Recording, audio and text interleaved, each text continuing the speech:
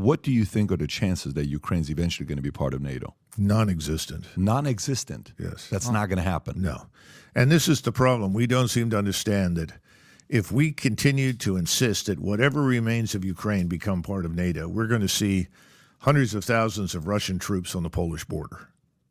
They're just going to roll right across Ukraine. It will not stop until they hit the Polish border and the Romanian border.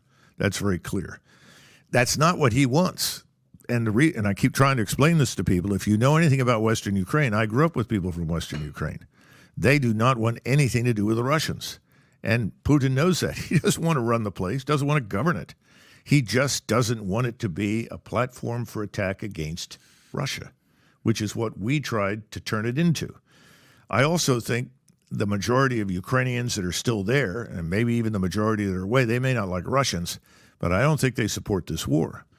And the reason I say that is that if you go back to the election that brought Zelensky to power, when he was picked up from nowhere as a comedian and sponsored by Kolomoisky, who's a very powerful oligarch in Ukraine, he ran on a peace platform. He said, if I'm elected, I'll make peace with Russia.